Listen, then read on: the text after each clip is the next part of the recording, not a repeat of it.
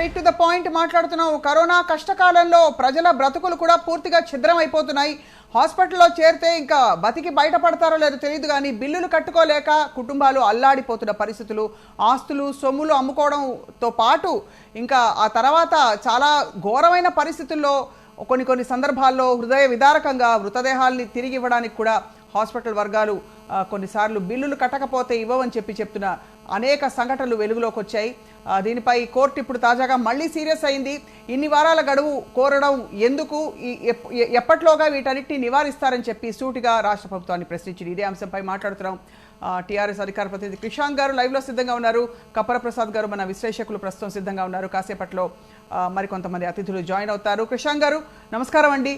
ఇది వాస్తవమా కాదా అంటే ఇప్పుడు ప్రస్తుతం ఉన్న పరిస్థితుల్లో ఎంత మనం ఎన్ని విధాల చర్యలు తీసుకుంటున్నా కూడా ఇప్పుడు ఇంకా కూడా బిల్లుల మోత మాత్రం తగ్గట్లేదు. కోర్టు సీరియస్ అయింది. ఏం చెప్తారు క్రిషాంక్ గారు? సిచ్యువేషన్ ని, ఇట్లాంటి పాండమిక్ సిచ్యువేషన్ ని యూటిలైజ్ చేసుకోవాలి, ఎకనామిక్ గా ఆర్థికంగా యూటిలైజ్ చేసుకోవాలి. ప్రైవేట్ హాస్పిటల్స్ అట్లాంటివి చేస్తున్నాయనంటే మాత్రం ఖచ్చితంగా వస్తున్న ఫిర్యాదుల మోతాదు చూసుకుంటే మాత్రం ఖచ్చితంగా కూడా దాన్ని అన్డౌటెడ్ గా ఎవరు కూడా డినై చేయలేరు. అది వాస్తవమే.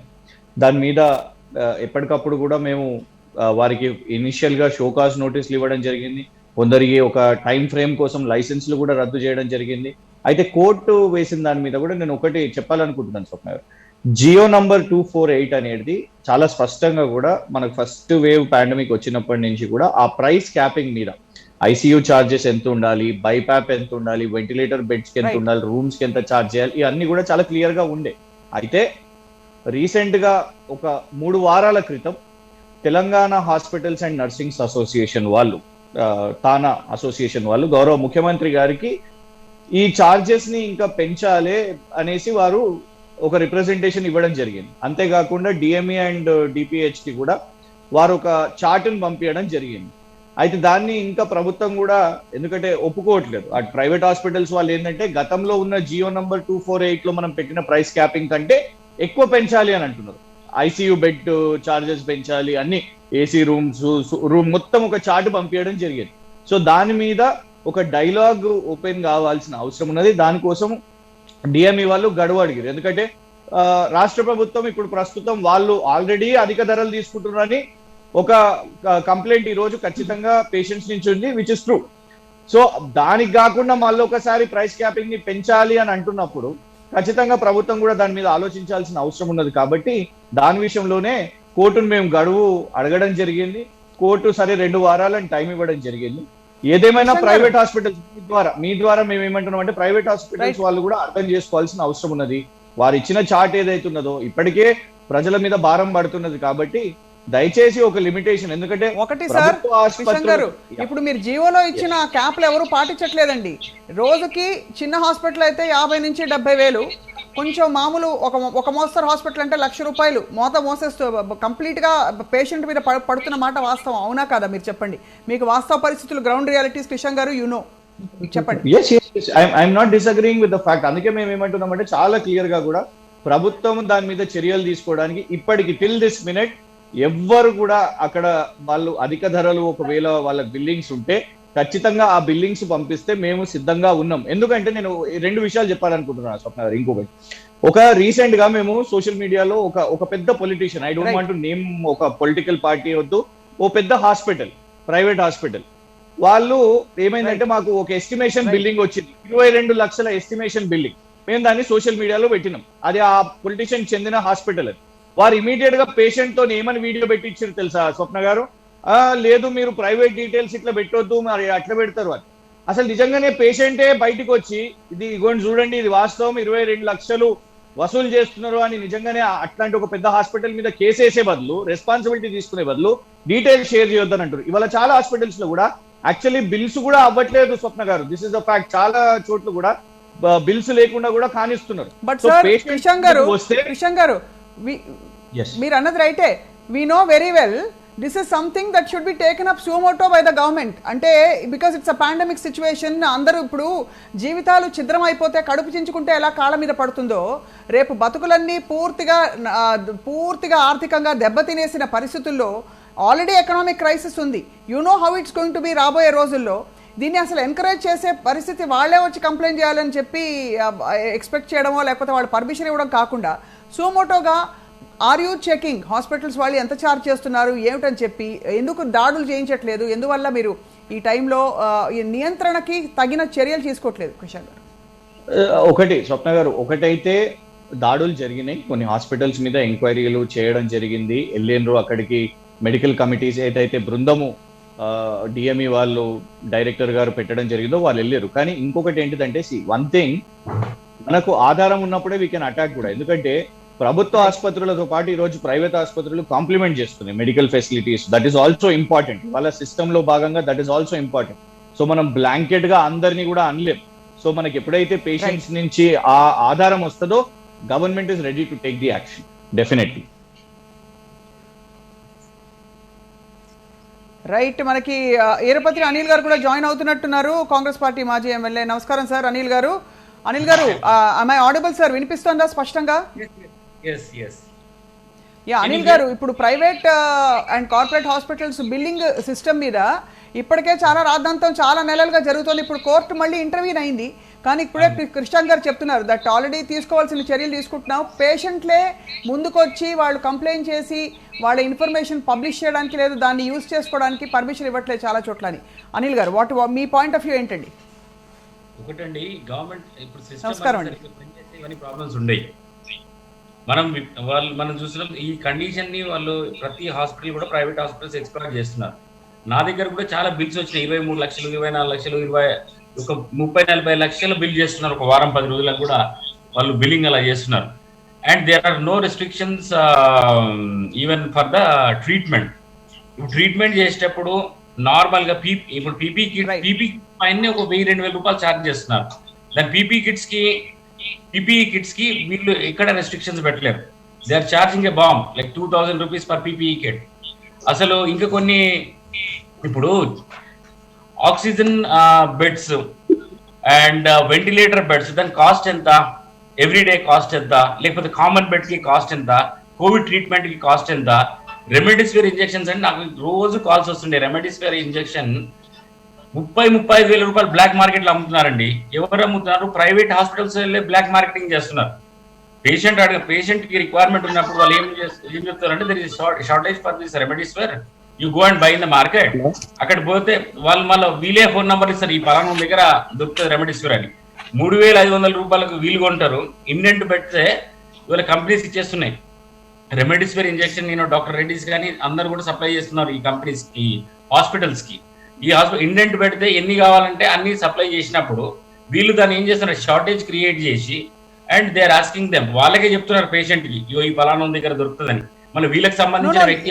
అనిల్ గారు, లెట్ us separate. అనిల్ గారు, మన చర్చ నిమిత్తం 2 విషయాలు సెపరేట్ చేద్దామండి. ఒకటి, అఫీషియల్ గా వాళ్ళు ఇది అది అది అది అని రకరకాల టెస్ట్లు, నానా రకాల పీపీ కిట్లు అవన్నీ వేసి రోజుకు 60,000-70,000 లెక్కన బిల్లులు వేయడం ఒక యాంగిల్ అయితే, ఎవరికి తెలియకుండా మీరు అన్నట్టు బ్లాక్ మార్కెటింగ్ చేసుకుంటూ లేకపోతే ఇది ఇంకా తప్పులో తప్పు. కాబట్టి ముందు ప్రైమరీగా అసలు అంటే అఫీషియల్ గా వాళ్ళు డిక్లేర్ చేస్తున్న కాస్టింగ్ ఏదైతే ఉందో దాని నియంత్రణకి ప్రభుత్వం ఎంతవరకు ముందుకు వచ్చిందని. ఎందుకంటే ప్రభుత్వం ఆల్రెడీ క్యాప్స్ పెట్టింది కొన్ని, బట్ ఫాలో అవ్వట్లేదు హాస్పిటల్. సో ఏమిటి సొల్యూషన్ అంటారు అనిల్ గారు? దానికి మానిటరింగ్ సిస్టమ్స్ ఎందుకు పెట్టలేరు వీళ్ళు? There should be monitoring systems, task force ఇవన్నీ పెట్టి చేయొచ్చు కదా. అది ప్రభుత్వ వైఫల్యం కాదా? ఒక మినిస్టర్ కూడా లేడు కదా ఇప్పుడు, హెల్త్ మినిస్టర్ కూడా తీసేశారు ఇప్పుడు. మరి ఎవరు మానిటర్ చేయాలి, ఎవరు చూడాలి ఇవన్నీ? ఈ సమస్యలు ఎవరు పరిష్కరించాలి? టాస్క్ ఫోర్స్ లేదు ఇప్పుడు. ఎందుకు చేయలేము? బికాస్ యూ హ్యావ్ సఫిషియంట్, ఇప్పుడు సఫిషియంట్ ఎంప్లాయీస్, సఫిషియంట్ ఆఫీసర్స్ ఉన్నారు. ఎందుకు చేయట్లేదు అని అంటున్నాను. ఇది ప్రభుత్వ వైఫల్యం కాదా? రైట్, డెఫినెట్ గా దీన్ని కానీ కొంత గడువు అడిగినట్టు తెలుస్తోంది. అంటే ఆల్రెడీ ప్రైవేట్ హాస్పిటల్ అసోసియేషన్స్ తో మాట్లాడుతున్నారు హెల్త్ డిపార్ట్మెంట్ వాళ్ళు అంటున్నారు. అనిల్ గారు, గడువు ఎందుకండి? గడువు ఎందుకు ఇవ్వాలి? ప్రైవేట్ హాస్పిటల్స్ గడువు ఎందుకు ఇవ్వాలి అంటున్నాను నేను.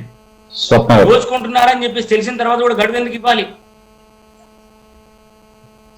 ప్రభుత్వ అధీనత ఏం చేస్తున్నాడు? ఇక్కడ ఒక్క నిమిషం కూడా ఇక్కడ అంతే. ఎవరు నష్టపోతున్నారు? కాదండి, ఎప్పటి నుంచి నడుస్తుంది? కప్పర్ ప్రసాద్ గారు నమస్కారం అండి. నమస్తే స్వప్న గారు, నమస్కారం.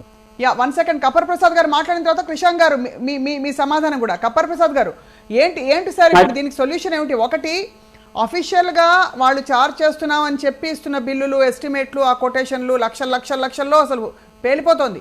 అంటే ఒక ఇల్లు కట్టడమో లేకపోతే లైఫ్ సేవింగ్స్ అన్నీ కూడా ఒక దిక్కుమాలి కోవిడ్ వచ్చిందంటే ఇంకా వాళ్ళ బతుకు కంప్లీట్గా ఛిద్రం అయిపోయినట్టే అనుకోవాలి. ఒక మధ్యతరగతి, దిగువ మధ్యతరగతి కుటుంబానికి దీని నియంత్రణకి ఆప్షన్ లేదు. మనకి వేరే పరిస్థితి గత్యంతరం లేక ఇంకా ఈ ప్రైవేట్ కార్పొరేట్ హాస్పిటల్స్కి ఎక్కడో అక్కడ మనిషి బతికితే చాలు అనే పరిస్థితుల్లో వెళ్ళిపోతున్నారు. చాలా చోట్ల మీరు చూస్తున్నారు సార్. ఏంటి పరిష్కారం దీనికి ప్రసాద్ గారు? స్వప్న గారు, ఇది చాలా సున్నితమైనటువంటి అంశం. వాస్తవంగా ప్రైవేట్ హాస్పిటల్స్ కానీ ఈ పాండమిక్ సిచ్యువేషన్ లో ఏ హాస్పిటల్ మీద డైరెక్ట్ గా చర్య తీసుకోవాలన్నా కొంత ఆలోచించాల్సినటువంటి అవసరం. ప్రభుత్వానికి కూడా ఇది కొద్దిగా సున్నితమైన అంశమే. దీన్ని మనం ఏకపక్షంగా మొత్తం ప్రభుత్వం తప్పు చేసింది, మొత్తం హాస్పిటల్ దోచుకుంటున్నాయని చెప్పడం కంటే ప్రభుత్వము పూర్తిగా, అంటే చిన్న అంశం, ఇప్పుడు కేసీఆర్ గారు అన్నారు, కేసీఆర్ గారు పోయి యశోదలో చూపించుకునే బదులు కేసీఆర్ గారు పోయి గాంధీకి పోయినారు అనుకోండి, ఆ ప్రజలకు ఏమొక కాన్ఫిడెన్స్ వస్తుంది అంటే అమ్మ గాంధీలో బాగా చూడవచ్చు, గాంధీ మీద ఒక కాన్ఫిడెన్స్ క్రియేట్ చేయాలి. అంటే ప్రభుత్వ వైద్యం మీద కాన్ఫిడెన్స్ క్రియేట్ చేయగలిగితే ప్రజలు అక్కడికి పోరు, ప్రైవేట్ హాస్పిటల్లో పోరు. గాంధీ టిమ్స్ లో బెడ్స్ ఖాళీ ఉంటా ఉన్నాయి, గాంధీలో బెడ్స్ ఖాళీ ఉంటున్నాయి, కోటి హాస్పిటల్లో బెడ్స్ ఖాళీ ఉంటా ఉన్నాయి. ప్రజలు మాత్రం ప్రైవేట్ హాస్పిటల్ వైపు పోతా ఉన్నారు. ఎందుకు పోతా ఉన్నారంటే దాన్ని, ఆ నమ్మకాన్ని క్రియేట్ చేయడంలో కొంత వెనుకబడ్డమేమో అనిపిస్తుంది. ఇదొక అంశం. రెండోది ఏంటంటే, ఎప్పుడైతే మనం హాస్పిటల్ మీద చర్యలు మాట్లాడుతున్నామో, ఇది పాండమిక్ సిచ్యువేషన్. నువ్వు ఒకసారి హాస్పిటల్ తీసుకొని కోవిడ్ టెస్టులు చేయొద్దు, లేకపోతే కోవిడ్ వైద్యం చేయొద్దు అన్నాం అనుకోండి, ఇంకా తగ్గిపోయి పేషెంట్లు ఎక్కడ పోవాలి, ఒక గందరగోళమైన వాతావరణం వస్తుంది. మూడోది ఏంటంటే, అసలు మొత్తం వైద్యం మీదనే మొత్తం రాష్ట్ర ప్రభుత్వానికి ఒక సమగ్రమైనటువంటి విధానం లేదు. ఎందుకంటే ఉదాహరణకు చిన్న మాట అండి, మనం ఇరానీ హోటల్లో చాయ్ తాగుతాం, అది ఇరానీ హోటల్లో చాయ్ తాగుతాం, కప్పు 10 రూపాయలు ఉంటది. అదే మనము తాజ్ బంజారాలో పోయి చాయ్ తాగుతాం, కప్పు 500 ఉంటది. నువ్వు సేమ్ టీ, ఇక్కడ టీయే నీకు, అక్కడ టీయే.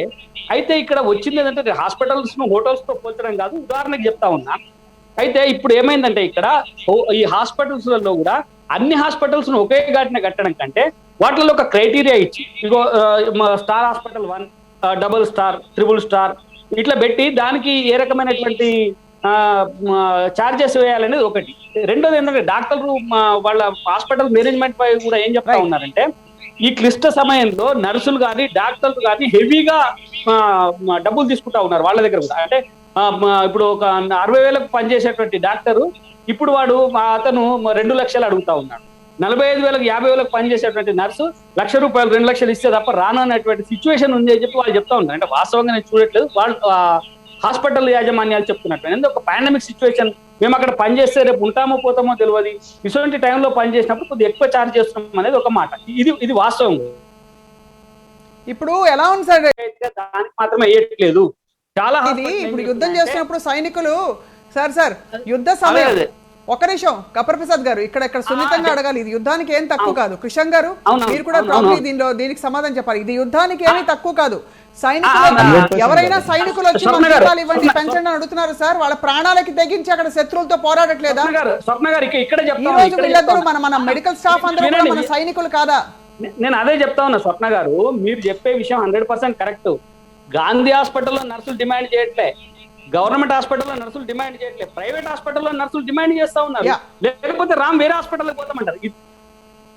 సిచ్యువేషన్ ఏంటంటే, అన్ని హాస్పిటల్స్ ఇంతే నీతిగా నిజాయితీగా ఉన్నాయని చెప్పడానికి నేను సిద్ధంగా లేను.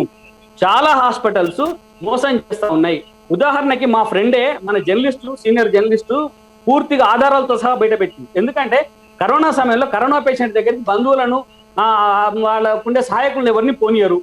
లోపల ఏమిస్తుండ్రో ఎవరికి తెలియదు, ఏం చేస్తుండ్రో తెలియదు. వాళ్ళు రాసిందే వేదం, వాళ్ళు ఇచ్చిందే బిల్లు. అయితే ఏమైంది అందులో అంటే, ఒక హాస్పిటల్ పేరు చెప్పడం భావ్యం కాదు, కానీ భార్యను భర్తను ఒకే రూమ్ లో ఉంచారు. వాళ్ళు భార్యను భర్తను ఒకే రూమ్ లో ఉంచి ట్రీట్మెంట్ చేసి, అంటే 2 బెడ్స్ కూడా వేలే, ఒక సోఫా మీద భార్య పడుకుంది, బెడ్ లో భర్త పడుకున్నాడు. వాళ్ళు బిల్ తీసి చూస్తే వీళ్ళిద్దరికి సపరేట్ గా రూమ్ ఇచ్చినట్టుగా, ఈ 2 రూమ్లకు వాళ్ళు ఎన్ని రోజులు అయితే ఉన్నారో అన్ని రోజులు డబుల్ చార్జెస్ చేసినారు. తర్వాత వాళ్ళకి ఆక్సిజన్ పెట్టి, ఇప్పుడు ఒక్క నిమిషం కప్పర్ ప్రసాద్ గారు, ఒక్క నిమిషం సార్, ఈ రకమైనటువంటి బిల్స్ అన్ని వాళ్ళు సబ్మిట్ చేసినారు. ఇప్పుడు ఒక్క నిమిషం, సబ్మిట్ చేసినారు. విశాంక్ అంటున్నారు కదా మాకెవరు ఇవ్వట్లేదు అని, వాళ్ళు రామారావు గారికి ఈ బిల్స్ అన్ని సబ్మిట్ చేశారు. దాని మీద ఒక చర్యలు తీసుకున్నాము, డిఎంఎడ్హెచ్ఓ పంపినాము అని చెప్పినారు. కానీ ఇందులో ఖచ్చితంగా ఎవరైతే నిరూపణమైన దగ్గర ఖచ్చితమైనటువంటి చర్యలు తీసుకుంటే మిగతా హాస్పిటళ్లకు ఒక హెచ్చరిక లాగా ఉంటుంది నా అభిప్రాయం. స్వప్న గారు డెఫినెట్ గా హెచ్చరికలా ఉంటుంది. కృషాంక్ గారు, ఇప్పుడు ఇండివిజువల్ కేస్ స్టడీస్ అనేక సమస్యలు వస్తున్నాయండి గ్రౌండ్ లెవెల్లో. ఇది అంటే literally this is war time for all of us. కాబట్టి ఈ సమయంలో ఇది సోమోటోగా లేదు టాస్క్ ఫోర్స్లను ఏర్పాటు చేసి నియంత్రించవలసిన విషయాలు తప్ప, ఎవరైనా కష్టం వస్తే వాళ్ళకి ఇబ్బంది అయితే కట్టలేని వాళ్ళు వచ్చి, బికాజ్ ఎక్కడండి వాళ్ళు ఫ్యామిలీ మెంబర్స్ కష్టపడి హాస్పిటల్స్లో వాళ్ళు చావు బ్రతుకులతో లేకపోతే కష్టమైన క్రైసిస్ సిచ్యువేషన్లో ఉన్నప్పుడు గవర్నమెంట్ డిపార్ట్మెంట్స్ చుట్టూ సార్ మా బిల్లు చూడండి అని ఎక్కడ తిరుగుతారండి కృష్ణ గారు? ఒకటి స్వప్న గారు, గత సంవత్సరం నుంచే మనకు ఒక టాస్క్ ఫోర్స్ అనేది ఉంది. ఇనిషియల్ గా సెప్టెంబర్ 2020లోనే ముగ్గురు. వినిపిస్తున్నదా స్వప్న గారు?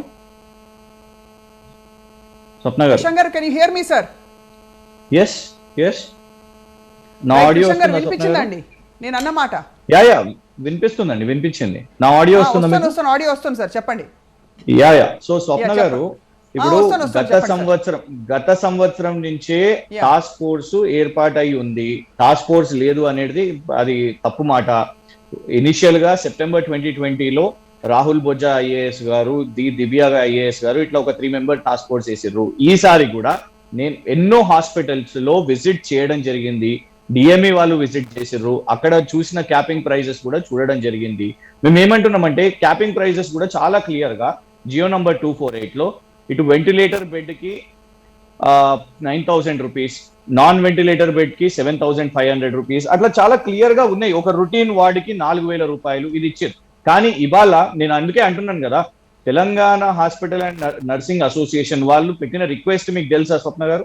వాళ్ళు వెంటిలేటర్ బెడ్ ని 40,000 పెంచాలి అని వాళ్ళు పెట్టిన రిక్వెస్ట్ ముఖ్యమంత్రి గారికి లేఖలో రాసిన 40,000 రూపీస్, 40,000 రూపీస్ కి పెంచాలి అని అడుగుతున్నారు. ప్రైవేట్ హాస్పిటల్స్ అడగడం జరుగుతుంది. దానికి రాష్ట్ర ప్రభుత్వం ఒప్పుకోవట్లేదు. So there are deliberations going on. లేదు, అందుకే ఇంకా అదే ఇంప్లిమెంట్ చేయాలి, మీరు ఇంకా పెంచేది అయితే లేదు అనే లైన్ స్టేట్ గవర్నమెంట్ తీసుకుంటుంది.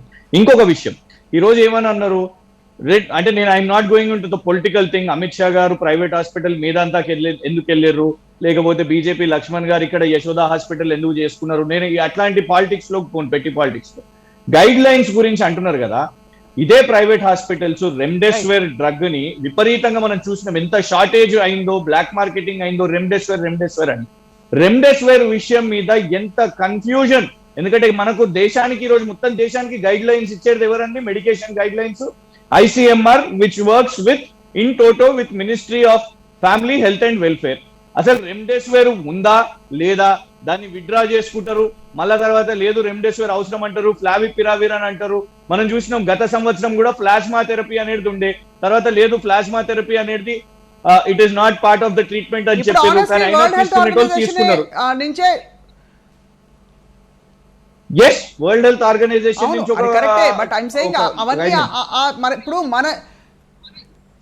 So guidelines are very important. Guidelines break and come back Krishna garu. కానీ ఇక్కడ ఏంటంటే పాయింట్, ట్రీట్మెంట్ ప్రోటోకాల్స్ మారడం, ప్రపంచవ్యాప్తంగా వస్తున్న అనేక ట్రెండ్స్, వాటి మీద మెడికల్ జర్నల్స్ లో వస్తున్న రెమ్డెసివిర్ ఎఫెక్టివ్నెస్ గురించి ఇవి అవన్నీ మన పరిధిలో లేనివి. మన చేతిలో ఉన్నవి ఏమిటి? ఎంత బిల్లు వేస్తున్నారు, దేనికి వేస్తున్నారు, ఎవరెవరిని ఎంత పీల్చి పిప్పి చేస్తున్నారు. ఇది ఈ పాయింట్ మీద రాష్ట్ర ప్రభుత్వం ఎంత సీరియస్గా ఉంది టు కర్బ్ దిస్ సిచ్యువేషన్ అని. Right after break straight to the point మాట్లాడదాం. Stay with us.